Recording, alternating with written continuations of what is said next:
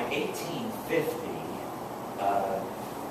this particular house is Ward Hall, which was built in 1856. I do a lot of work in the South, since I'm located in Baltimore. And everyone must have had a tremendous amount of money in the South in the 1850s. Of course, the railroads had opened up a lot, and with cotton being such a great demand, there were just enormous amount of exports coming out of there. And this house, which is over 12,000 square feet, was built as a summer residence for the Ward family, who had their principal holdings in Mississippi, so they would come up to Kentucky. And it is in its unrestored condition. Even though I'm in historic preservation, restoration, etc., I always liked them before they're restored better than afterwards. But let that not lead us through. This is the interior, which again probably has wallpaper or decorated walls. But I draw your attention to the rosette, and this is the way it's painted. And this is done in distemper paint, which is water-soluble paint. You probably know it as calcimide, which was the early 20th century. Yes. Could you tell if it was done in Fresno? It wasn't. This was done after the plaster had settled. And you can see how highly detailed it is. And the other thing is that you can't make a mistake because it's water soluble. If you try to fix it, then you create this big mess. So the people who did this were real masters. Again, Ward Hall, we probably would have had either paper or decorated walls, much as have been discovered at this property, Clifton in Baltimore, which was the summer home of Johns Hopkins, famous for the university and the hospital.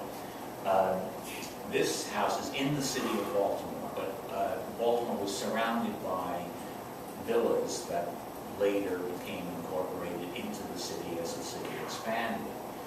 The house began as an 1810 building, which you can kind of get a feel for. It was this 5-bay structure. And then Hopkins hired a very big society architectural firm in Baltimore to turn it into an Italianate villa in 1852. And sadly, it was sold to the city of Baltimore in 1895 when Johns Hopkins University realized it was too remote to move the university out there, which was what Hopkins had planned. And the city turned the grounds into, it's not a bad solution, I have to keep that in mind. The city turned the grounds into a golf course, and the house became the clubhouse for the golf course. Many of the rooms were partitioned and cut up. And this, in the library, happily there was some drywall that was put up that preserved this original distemper and building decoration. You can see the sort of trompe-l'oeil moldings, this all flat surface, and all the moldings are painted in to give you effective shadowing and so forth. In the grand stair hall, which is done in this elaborate Italian paneling, this too is all done in distemper. Sadly, was directly painted over, probably in the 1920s. And the room also has this immense mural that was done at the Bay of Naples. So that hopefully it may be possible to restore these things over time, but the building will be used as a office for nonprofit organizations. The dining room, this is happily was done in oil-based paints, but again is a tremendous, great illustration of the inventiveness up through this elaborate, almost orientally designed trellis work with vines and the sky above, so like you're in a pavilion. But when it came to the walls, things changed entirely. And this is the grained panels to look like white pine boards with inlay, and then this diaper pattern, and then that bordered by a similar oak that is used for that trellis work on the ceiling. And a detail of the... a friend of mine who is a decorative painter came to look at this, and he thinks this was all done largely freehand. They laid it out, and much like carriage painters, maybe carriage painters did this. A little bit about pigments and how you can, and some of them are datable. I mentioned about the grades of pigments, and I would point out chrome yellow here, chromic yellow #1, ditto #2. Chrome yellow came about, it's about 1800 to 1805, it comes on the market. And the different grades indicate quality grades, which you get, obviously, some will be less expensive than others. There are 4 basic groups of pigments. This would represent natural earth pigments, which of course are the earliest known, and are very stable, so rarely change.